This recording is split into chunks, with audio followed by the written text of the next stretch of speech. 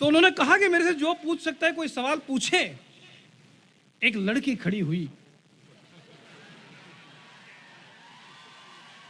और उसने भी ऐसा सवाल पूछा कि वो सेना में भर्ती होना चाहती है।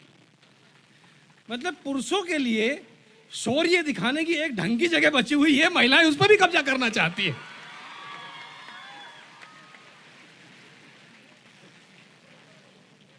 मैं ह्यूमर का आदमी हूं, हास्य व्यंग का आदमी हूं। इस तरह की मेरी बातों को बिल्कुल आप गंभीरता से नहीं लेना। मैं बिल्कुल प्रवचन नहीं दूंगा, ज्ञान नहीं दूंगा, क्योंकि जिसे ज्ञान होता है ज्ञान वही देता है। ज्ञान देने के लिए आजकल देश में बाबाओं की कमी नहीं है।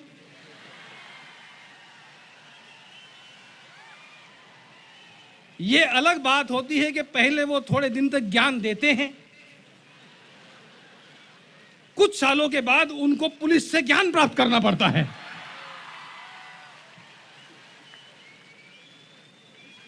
इधर हमारे बाबा रामदेव जी हनी बेचने में बिजी थे, उधर दूसरे बाबा को हनीप्रीत बेच के निकल गई।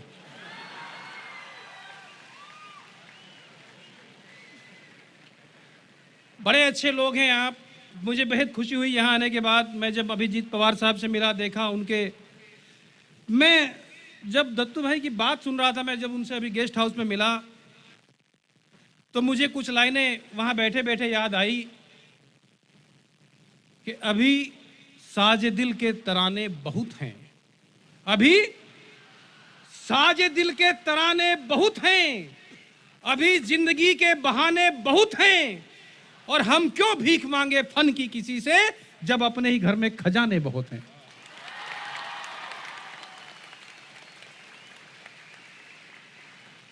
लेकिन कहीं ना कहीं हमें एक जिम्मेदारी निभानी है कि हमारे बीच के जो खजाने होते हैं, हमारे बीच में जो टैलेंट होता है, हमें उसका सम्मान करना चाहिए। कारण ये होता है कि हम अपने बीच का जो टैलेंट होता है उसको कहीं ना कहीं भुला देते हैं, हम उसका सम्मान नहीं करते हैं। मुझे 4 लाइनें फिर याद आती है कि हमें अपने बीच के जो टैलेंट होता है, अपने बीच का जो प्रतिभा होती है, उसका सम्मान क्यों करना चाहिए। कि रुलाओगे मुझे तो मैं आंसू बन के टपकूंगा, रुलाओगे मुझे तो मैं आंसू बन के टपकूंगा, रुलाओगे मुझे तो मैं आंसू बन के टपकूंगा, मुझे मिट्टी किया तो मैं पानी बन के निकलूंगा, और मैं ऐसा खूबसूरत रंग हूं दीवार का अपनी, अगर निकला तो घर वालों की नादानी से निकलूंगा। हमारे घर वाले लोगों को कोई ऐसी नादानी नहीं करनी चाहिए। मैं जब उनके भाषण को, जब उनके वक्तव्य को सुन रहा था तो यकीन मानिए मुझे उनके मेडल में इतना इंटरेस्ट नहीं हुआ जितना इंटरेस्ट मुझे उनके संघर्ष में हुआ। मैं उसके संघर्ष को देखना चाहता था उस व्यक्ति। मुझे 2 लाइनें आज के इस सभागार में बैठे हुए एक एक व्यक्ति से कहना चाहता हूं, एक एक छात्र से कहना चाहता हूं, एक एक अभिभावक से कहना चाहता हूं जो यहां हैं। संघर्ष क्यों जरूरी है कि कोई दुख संघर्ष से बड़ा नहीं है, सरुताई। और मुझे खासकर मेरे भाई ने जो, राज्यवर्धन ने जो अपना वक्तव्य दिया, मुझे बहुत खुशी हुई। इतनी बात मैं उस पर बाद में आऊंगा। मैं कहना चाहता हूं कि कोई दुख संघर्ष से बड़ा नहीं है दत्तू, कोई दुख संघर्ष से बड़ा नहीं है। अरे हारा वही जो लड़ा नहीं है।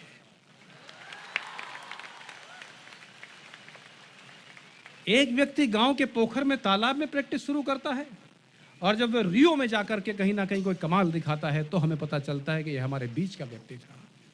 हमें अपने बीच के, अपने साथ के इन लोगों का बहुत सारा सम्मान करना चाहिए। मुझे बेहद खुशी हुई यहाँ आने के बाद जब मुझे मालूम पड़ा कि कल यहाँ पर अपना वक्तव्य देने के लिए आदरणीय काकोडकर साहब आए थे, दत्तू आए, मेरे जैसे रचनाकार को बुलाया गया, समर्थ व्यक्ति हैं थोरात साहब।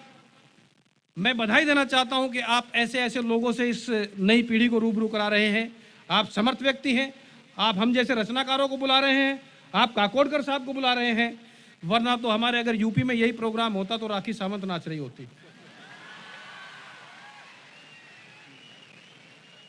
और वो ज्ञान दे रही होती वहां पर, और वो किस तरह का ज्ञान दे रहे होते और उस ज्ञान से आपके विकास कितना होता ये आप समझ सकते हैं।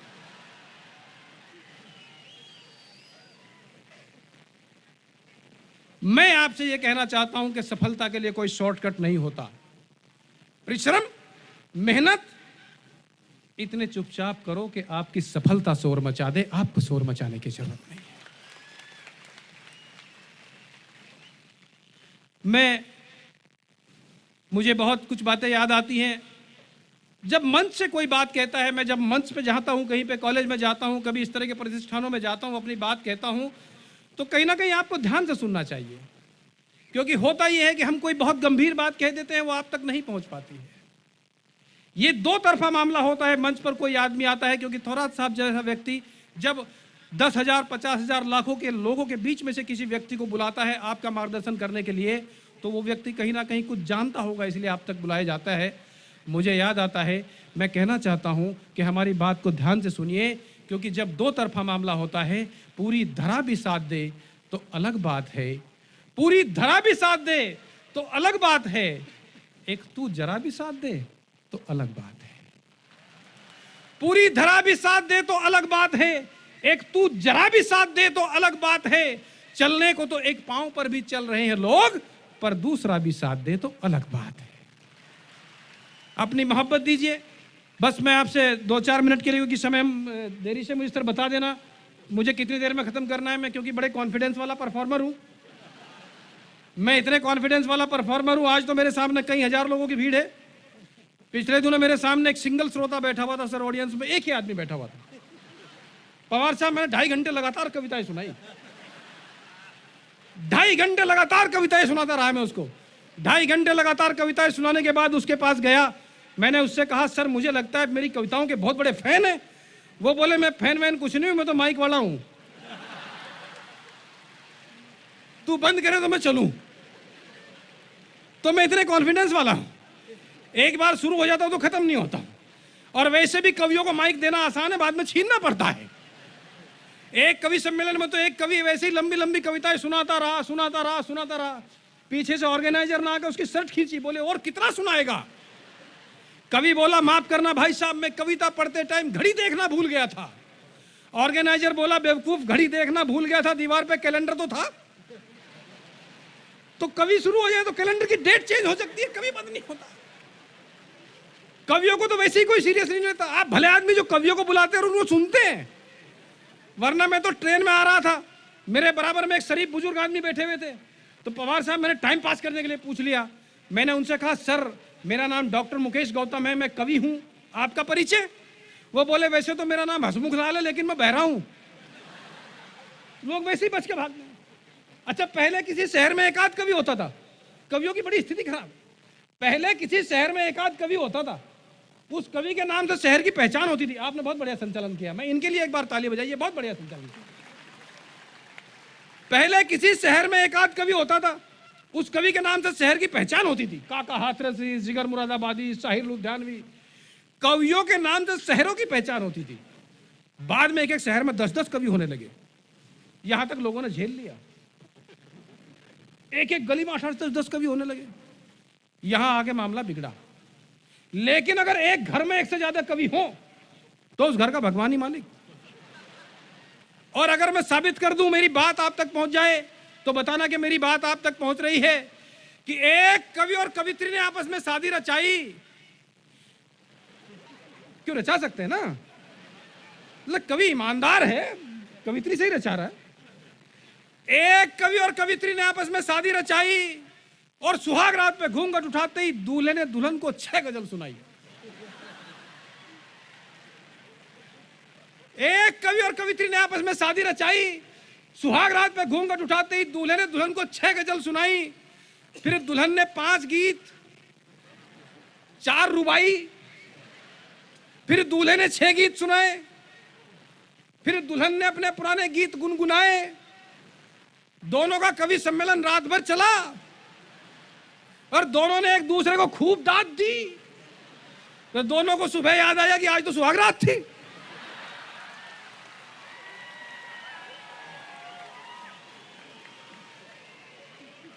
तालियां ऐसी बजनी चाहिए, मुझे पता चलना चाहिए कि मैं महाराष्ट्र में हूं। मैं तो पवार साहब, पिछले दिनों जब ये बाबा लोग पकड़े जा रहे थे, तो एक पत्रकार मेरे पास आए, बोले भाई साहब बाबा लोग बहुत पकड़े जा रहे हैं। मैंने कहा बिल्कुल पकड़े जाएंगे, लेकिन मेरे जैसे व्यक्ति के लिए, जो महाराष्ट्र का व्यक्ति है, मेरे लिए गर्व की बात है कि जितने भी बाबा पकड़े गए उनमें महाराष्ट्र का एक भी नहीं। क्योंकि मैं महाराष्ट्र के व्यक्ति को जानता है कि किसी ना तो किसी बेवकूफ आदमी को दान देता और ना किसी बेवकूफ आदमी से ज्ञान लेता। बोला जिस समाज ने, जिस प्रदेश ने तुकाराम, ज्ञानेश्वर और नामदेव से ज्ञान ले लिया है, वो इन फोकट के बाबाओं से ज्ञान देगा।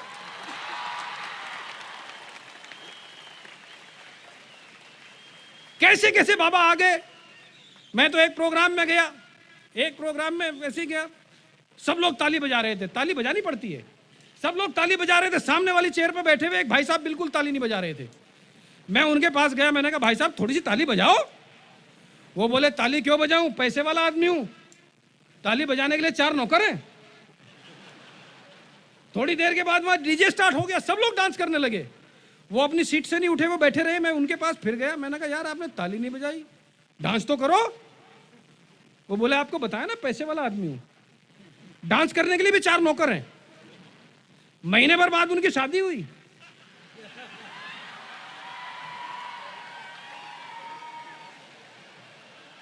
कितने समझदार लोग हैं, अगली लाइन अपने आप समझ जाते हो आप। तो बिना मतलब बेवकूफ लोगों से ज्ञान नहीं लेना चाहिए। अच्छा, ज्ञान देने के लिए बाबा लोग बड़े बेचैन रहते हैं। बाबा लोगों की कैसा रहता है कि सामने वाला कोई ज्ञान लेने के लिए मिला और ये ज्ञान देने पर तैयार। निर्मल बाबा के दरबार में एक आदमी चला गया, बोले बाबा कृपा नहीं हो रही। अच्छा, बाबा बोले वेरी गुड, कृपा नहीं हो रही? बोले नहीं। बोले ऐसे ऐसे अच्छे अच्छे प्रोग्रामों में जाते हो जहां बहुत सारे छात्र होते हैं, थोराट साहब जहां प्रोग्राम करवाते हैं, ऐसे किसी प्रोग्राम में गए हो? बोले गया हूं। मुकेश गौतम को सुना था? बोले सुना था। बोले ताली बजाई थी? बोले ताली तो नहीं बजाई। बोले वहीं रुकी हुई है। तो आप ताली वाली बजाते रहना, मेरी बात समझ में आई आना है। मैं तो बड़े सीधे सच्चे ज्ञान की बात करता नहीं। मैं तो जानता हूं, एक बाबा, एक सामने से बच्चा आ रहा था, बच्चे के हाथ में दिया था, हाथ में दिया जलता हुआ लेके जा रहा था। अब बाबा को पता नहीं महाराष्ट्र के बच्चे कितने समझदार होते हैं। बच्चे के हाथ में जलता हुआ दिया था, सामने से एक फर्जी बाबा आ रहा था। बाबा ने सोचा ये बच्चा मिल गया, आज सुबह से कोई ज्ञान देने के लिए मिला नहीं, ये बच्चे को दिए के बारे में बात करूंगा, ये मुझे जवाब देगा और मैं इसे ज्ञान दूंगा। अब उसे पता नहीं था महाराष्ट्र के बच्चे कितने समझदार होते हैं। बाबा ने बच्चे को देखा, बच्चे के हाथ पे दिया रखा था, बच्चे से बोला बेटा ये बता ये ज्योति आई कहां से? बाबा बड़े कॉन्फिडेंस में था। अब बच्चे ने मारी फूंक और बोले बाबा तुम तो ये बताओ ये गई कहां?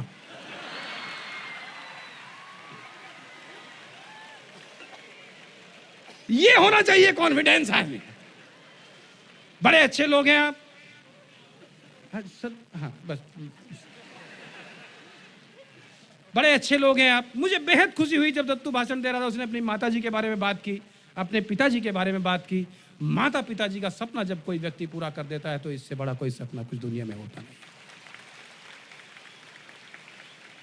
आज दत्तू हो या मैं हूं, पवार साहब या जैसे जितने भी लोग, हम लोग देश विदेश की यात्राएं करते रहते हैं। आज यहाँ, कल वहां, कल इस शहर में, आज उस शहर में, बहुत सारे देश की दुनिया में बहुत सारी जगह जाने का मौका मिलता है। क्यों सफलता मिलती है? मुझे याद आती है 4 लाइनें कि हमारे कुछ गुनाहों की सजा भी साथ चलती है, हमारे कुछ गुनाहों की सजा भी साथ चलती है। मैं अब तन्हा नहीं चलता, दवा भी साथ चलती है। अभी जिंदा है मां मेरी, मुझे कुछ भी नहीं होगा। मैं जब घर से निकलता हूं दुआ भी साथ चलती है। पिताजी नहीं रहे, वो जहां पर है वहां से आशीर्वाद है। माता आपके साथ है, माता जी का आशीर्वाद हमारे साहब के साथ है, क्योंकि बुलंदियां देर तक की शख्स के हिस्से में रहती है। बुलंदियां देर तक की शख्स के हिस्से में रहती है। बहुत ऊंची इमारत हर घड़ी खतरे में होती है, बहुत ऊंची इमारत हर घड़ी खतरे में रहती है। ये ऐसा कर्ज है जिसको मैं अदा कर नहीं सकता, ये ऐसा कर्ज है जिसको मैं अदा कर नहीं सकता। मैं जब तक घर ना लौटूं मेरी मां सजदे में रहती है। बस 2-3 मिनट आपकी और लूंगा। इन 2-3 मिनट में मैं तो बहुत सारा बोल सकता हूं, लेकिन क्योंकि समय बहुत कम है, मैं बहुत जल्दी आपसे एक अनुरोध करना। आजकल सोशल मीडिया का दौर है। उसने कहा कि 2014 में उसने मोबाइल फोन लिया, स्मार्टफोन। यहां तो आजकल ये है कि स्मार्टफोन के बिना लोग सांस भी नहीं ले पाते। एक सबसे बड़ा सोशल मीडिया, सोशल मीडिया का आप अच्छा इस्तेमाल कर सकते हैं, कैरियर निर्माण में इस्तेमाल कर सकते हैं, सीखने में इस्तेमाल कर सकते हैं, लेकिन समय खराब करने में अगर आप सोशल मीडिया पे, ये बड़ी खतरनाक चीज है सर फेसबुक। आप इसे कहते हैं फेसबुक, मैं इसे कहता हूं फेकबुक। 95% बातें झूठी कि ये फेसबुक भी बड़े कमाल की चीज है, ये फेसबुक भी बड़े कमाल की चीज है। जिसने कॉलेज की बुक का फेस नहीं देखा उसके फेसबुक पर अकाउंट 130 है। जिसने कॉलेज की बुक का फेस नहीं देखा उसके फेसबुक पर अकाउंट 130 है। फेसबुक अकाउंट रखना आजकल फैशन है, ट्रेंड है। पासबुक में भले ही 500 रुपए ना हो, फेसबुक पर पूरे 5000 फ्रेंड है। पासबुक में भले ही 500 रुपए ना हो, फेसबुक पर पूरे 5000 फ्रेंड है। फेसबुक अकाउंट होल्डर गजब के चालू हैं, प्रोफाइल फोटो सलमान खान जैसा लगाते हैं, शक्ल से भले ही लालू है। फेसबुक अकाउंट होल्डर दिमाग कम आंख ज्यादा चलाते हैं। कोई अपने बाप के मौत की खबर भी लिख दे तो 1 घंटे में 400 लोग लाइक कराते हैं। 1 घंटे में 400 लोग लाइक कराते हैं। पिछले दिनों फेसबुक पर एक लड़के ने अपनी शादी का कार्ड पोस्ट कर दिया। 1 घंटे में 40 दोस्तों ने आपके जीवन में ये अवसर बार बार आए ऐसा लिख दिया। आपके जीवन में अवसर बार बार आए ऐसा लिख दिया। फेसबुक पर एक लड़के लड़की की दोस्ती हुई, दोस्ती बड़ी गहरी हुई, यानी दोनों ने आपस में शादी करने का फैसला किया और शादी की बात को फाइनल करने एक दिन दोनों के दोनों पहुंचे एक होटल में मिलने और दोनों की पोल खुल गई। दोनों के दोनों पति पत्नी निकले। दोनों की पोल खुल गई, दोनों के दोनों पति पत्नी निकले। शादी करने का दोनों का उत्साह पल भर में खाक हो गया। शादी तो क्या करते, अगले दिन दोनों का तलाक हो गया। आइए मैं अंतिम रूप से सिर्फ 2 मिनट आपके लूंगा, इससे ज्यादा समय नहीं लूंगा। अंतिम रूप से कहना यह चाहता हूं, समय कम है, मैं लंबा वक्तव्य नहीं लूंगा, वरना तो मैंने पहले ही कहा। अच्छा, आपके यहाँ तो नेता भी बड़े अच्छे हैं, हमारे आदरणीय थोराट साहब कम बोले और अच्छी बात बोले, वरना एक जगह तो एक नेताजी 2.5 घंटे बोलते रहे। 2.5 घंटे बोलने के बाद जब उनके एक कार्यकर्ता ने आगे पूछा, बोले सर आप क्या नेताजी बहुत लंबा भाषण देते हैं? बोले भाषण कहाँ दे रहे थे, अभी तो माइक टेस्ट कर रहे थे। इतना खतरनाक। लेकिन मैं अंतिम रूप से आप कहना चाहता हूं, यह विद्यार्थियों का कार्यक्रम है, विद्यार्थियों का कार्यक्रम है। आपके जीवन में बहुत सारी कठिनाइयां आएंगी, आपको जीवन में बहुत कुछ करना है। मैं आपसे कहना चाहता हूं कि मुझे याद आती है कि अपने आंखों में सपने पालिए, सपने जरूरी हैं, और सबसे बुरा है किसी के सपनों का मर जाना। अगर आपकी आंखों में सपने होंगे तो सपने पूरे करने का संकल्प भी आपके साथ जाएगा। हम आईने हैं, हम ये जो लोग आते हैं, हम आईने हैं दिखाएंगे दाग चेहरों के। हम आईने हैं दिखाएंगे दाग चेहरों के, जिसे खराब लगे सामने से हट जाए। और अगर डूबना भी है तो इतने सुकून से डूब कि पास की लहरों को भी पता ना चल पाए। परिश्रम इतना होना चाहिए, मेहनत इतनी होनी चाहिए। कोई फर्क नहीं पड़ता आप जीवन में योगी हो या ना हो, आप जीवन में उपयोगी हो, यह बेहद जरूरी है। कोई फर्क नहीं पड़ता आपने जीवन में वेद पढ़े हो या ना पढ़े हो, आप सामने वाले की वेदना पढ़नी सीख लीजिए। जीवन में यह बहुत जरूरी है। बदलाव आया, बदलाव के नाम पर कितना बदलाव आया। पहले हमने शहरों के नाम बदले, कस्बों के नाम बदले, सड़कों के नाम बदले। पिछले दिनों हमने दिल्ली में औरंगजेब मार्ग का नाम बदलकर एपीजे अब्दुल कलाम मार्ग कर दिया। तो मेरे जैसे व्यंग्यकार को एक लाइन कहने का मौका मिला कि कोई फर्क नहीं पड़ता हम औरंगजेब मार्ग पर चलें या एपीजे अब्दुल कलाम मार्ग पर चलें, फर्क जब पड़ता है जब हम एपीजे अब्दुल कलाम के बताए हुए मार्ग पर ना चलें। समय बदल गया है। पहले दोस्तों के साथ टाइम का पता नहीं चलता था, अब टाइम पर दोस्तों का नहीं चलता। पहले अगर दो लोग मिलते थे तो तीसरे की बात करते थे, 2 लोग झगड़ते थे तो तीसरा छुड़ा देता था, अब 2 झगड़ते तो तीसरा वीडियो बनाता है। समय बदल गया है, इसलिए कहना चाहता हूं समय बदल गया कि जरूरी नहीं कि हर वक्त लबों पर भगवान का नाम आए। वो लम्हा भी पूजा है जब इंसान इंसान के काम आए। जरूरी नहीं कि हर वक्त लबों पर भगवान का नाम आए, वो लम्हा भी पूजा है जब इंसान इंसान के काम आए। इत्र से, परफ्यूम से कपड़ों को महकाना बड़ी बात नहीं, बात तो तब है जब आपके किरदार से खुशबू आए। कहीं ना कहीं अपने कैरेक्टर को महकाइए, कहीं ना कहीं आपका चरित्र महकना चाहिए, कहीं ना कहीं पता चलना चाहिए कि जब आप यहां से निकल के जाएं कि आप किस कॉलेज से निकल कर आए, आप किस संस्थान से निकल कर आए। जब आप किसी दूसरे संस्थान में जाएंगे, जब आप टीएसएस में जाएंगे तो ये पता चलना चाहिए कि आप जिस कॉलेज से निकल कर आए हैं वहां कहीं ना कहीं आपके साथ आदरणीय थोराट साहब के संस्कार आपके साथ जाने चाहिए। सिर्फ 40 सेकंड आपके लेना चाहता हूं, कहना यह चाहता हूं कि जीवन में नहीं लास्ट 40, ऐसा कहते कहते मैंने 25 मिनट बोल दिया। ये होता है कॉन्फिडेंस, ये कॉन्फिडेंस होना चाहिए। लेकिन नहीं, अब सच में 40 मिनट 40 सेकंड कहना यह चाहता हूं कि जीवन में कोई बड़ा नहीं होता, कोई छोटा नहीं होता। आदमी का काम उसको बड़ा बना देता है, आदमी का काम उसको छोटा कर देता है। आदमी का काम उसको बड़ा बनाता है। आदमी 10 बाई 10 की एक छोटी सी जगह पर बैठकर महान काम कर सकता है, कार्टून बना सकता है, पेंटिंग कर सकता है, क्रिएटिव काम कर सकता है, आर्टिकल लिख सकता है, कोई भी ड्राइंग कर सकता है, कोई भी महान काम कर सकता है। और आदमी 1100 एकड़ के धार्मिक डेरे में बैठकर भी घटिया काम कर सकता है। कहना यह चाहता हूं कि जीवन में जब भी कोई आपकी तारीफ करे, जब आपकी प्रशंसा करे, एक संदेश की बात आपके बीच कहकर जाना चाहता हूं। कहना यह चाहता हूं कि जीवन में जब कोई आपकी प्रशंसा करे, आपकी तारीफ करे, आपको फूलना नहीं है। और जब कोई आपकी आलोचना करे, अपनी आलोचना को पीना सीखिए। मेरा दावा है, जिस दिन आप अपनी आलोचना को पीना सीख जाओगे, उस दिन आप सचमुच जीना सीख जाओगे। कोई बड़ा नहीं होता, कोई छोटा नहीं होता। आदमी का काम उसको बड़ा बना देता है, आदमी का काम उसको छोटा कर देता है। एक होती है नदी, एक होता है सागर। दोनों को प्रतीक बनाकर मैंने एक बात कही है। बात आप तक पहुंच जाए, आपके जीवन में कहीं काम आ जाए, तो याद रखना कि मैंने कोई बात कही थी कि मैंने कल कल कर बहती हुई एक नदी से कहा, बहुत सुंदर हो तुम। ध्यान रखिएगा, आपकी तारीफ हो तो फूलना नहीं है। मैंने कल कल कर बहती हुई एक नदी से कहा, बहुत सुंदर हो तुम। नदी किनारों से जोर से टकराई। मैंने प्रशंसा की नदी के निर्मल जल की। नदी ने अपने प्रवाह को और तेज कर दिया। मैंने प्रशंसा की नदी के विस्तार और गहराई की। नदी फिर किनारों से जोर से टकराई। फिर मैंने नदी से समुद्र की चर्चा की। फिर मैंने नदी से समुद्र की चर्चा की, समुद्र के अथाह विस्तार और गहराई की। तो नदी नाराज हो गई। भला कोई मुझसे अधिक विस्तारित, मुझसे अधिक गहरा कैसे हो सकता है? नाराज होकर किनारों से टकराकर बहने लगी थी नदी। मैं सागर के पास गया, मैंने सागर से उस नदी की चर्चा की। तो सागर खुश हुए, बोले जब वापस जाओ तो उस नदी को मेरा प्रणाम कहना, क्योंकि वो नदियां हैं, इसलिए मैं हूं। ताली ढंग की बजनी चाहिए, पता चल रहा है। सागर खुश हुए, बोले जब वापस जाओ तो उस नदी को मेरा प्रणाम कहना, वो नदियां हैं, इसलिए मैं हूं। वो छोटी है पर मीठी है। मैं विशाल, गहरा हूं, खारा हूं, ठहरा हूं। कहने को एक कविता है, एक लघु कथा है, लेकिन मुझे लगता है कि जीवन का सच्चा पता है। बड़ा वो नहीं जो बड़ा होने का अभिमान करे, बल्कि बड़ा वो है जो सबको साथ लेकर चले और सबका सम्मान करे। बहुत बहुत धन्यवाद, बहुत बहुत शुक्रिया।